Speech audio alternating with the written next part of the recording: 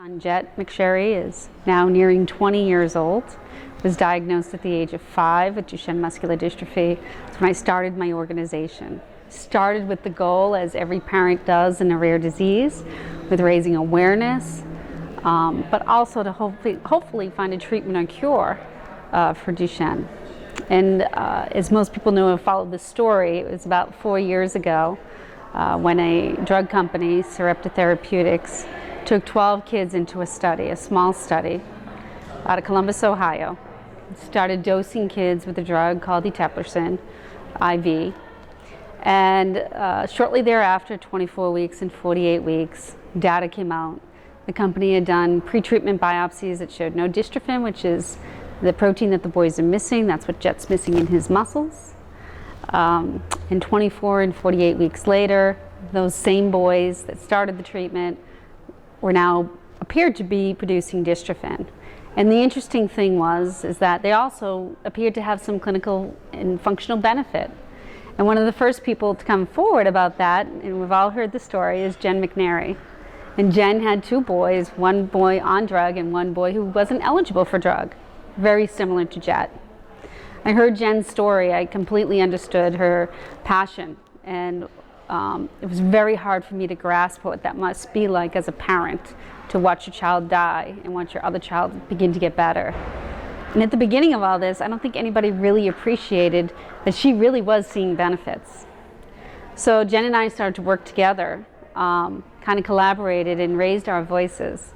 Worked with the company. The CEO, Chris Garabedian, was very supportive of our voice and helping us to understand what the process was. It wasn't that he wanted to keep the drug from either Jett or Austin, but there is a system in place to get a drug like this approved. It was called accelerated approval.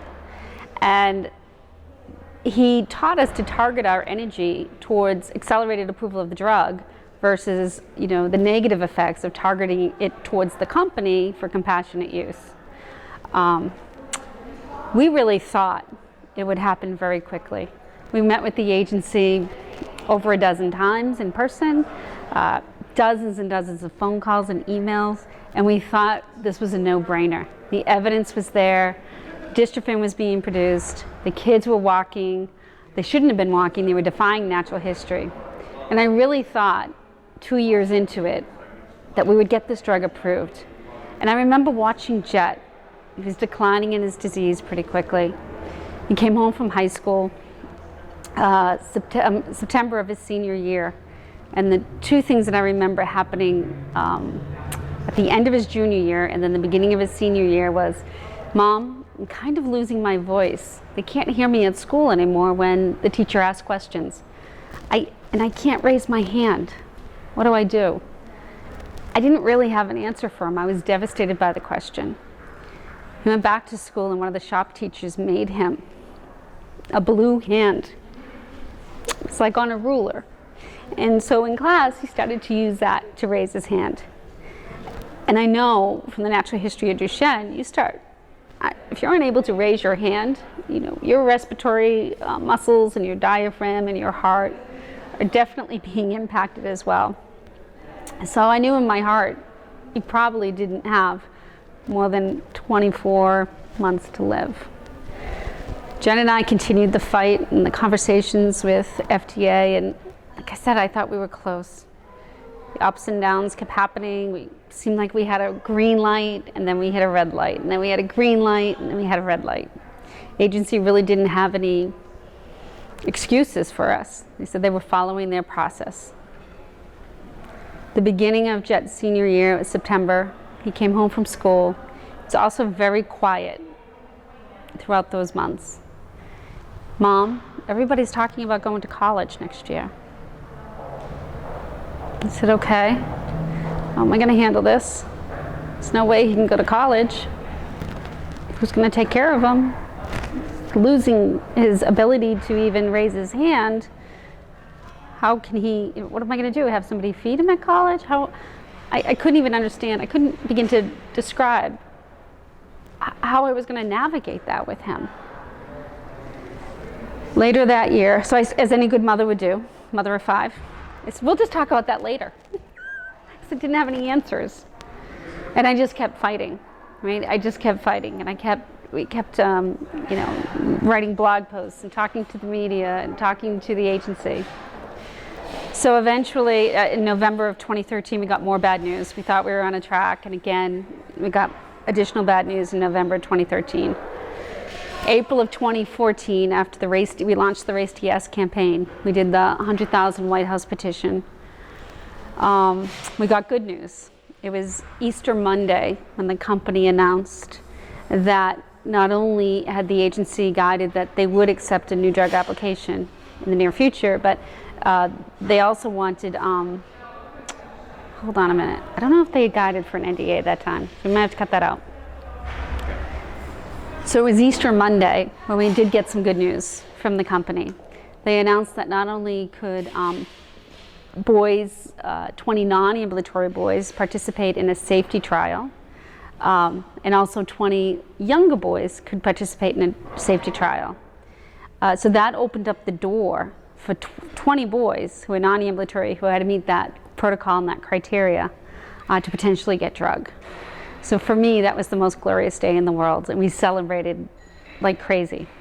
Jett came home from school that day, and I told him, so what does that mean for me, Mom? I said, it means you have an opportunity to potentially get on this drug that I've been fighting for. At the end of his senior year, his teachers came to me, and they said, we don't know what happened in the last month, but he's changed. All of a sudden, he's talking, he's happy, he's brighter. I also told Jett that day when he came home from school that we can now start looking at colleges, because there was finally hope. I remember Chris telling me that the non-ambulatory boys would probably not be one of the first kids dosed. The confirmatory and possibly even the younger trial would probably get dosed first. There was nothing he could do about that. It was just the way that things were going to happen. He also told me that he didn't have much confidence that dosing Jett at this late stage in his life would do anything at all for him. And I had to be prepared for that. He may go in for these weekly infusions, and a year later you may have seen nothing, and he may continue to decline. It's quite a risk, actually, the company was even taking to take somebody as progressed as Jett. I could only wish that he had gotten it 2 years prior to that, because his decline was just happening so fast. So we worked hard with our institution in Boston, Mass General. We worked hard with the company to make sure that the agreements were happening in a fast way. Finally, we got IRB approval in late September of 2014. Again, another hurdle we had overcome.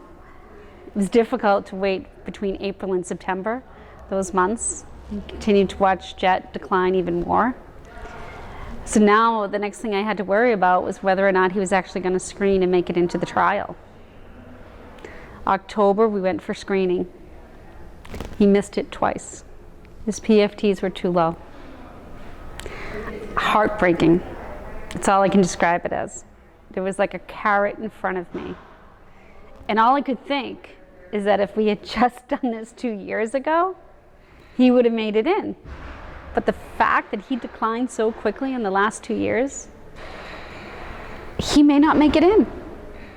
And not only did I waste, I felt like I wasn't even his mother for the last 3 to 4 years of his life while I was trying to save his life. I missed everything. I missed baseball games for my other son. I missed birthday parties. I had sacrificed so much. And at the end of the day, we had waited this long, and now he wasn't going to make it into the trial. Third time, we went back in, and he made it. So another good reason to celebrate. But again, now I'm living on the precipice of, we've waited so long. We've waited so long to get him in. These kids decline so quickly. What is the drug actually going to do?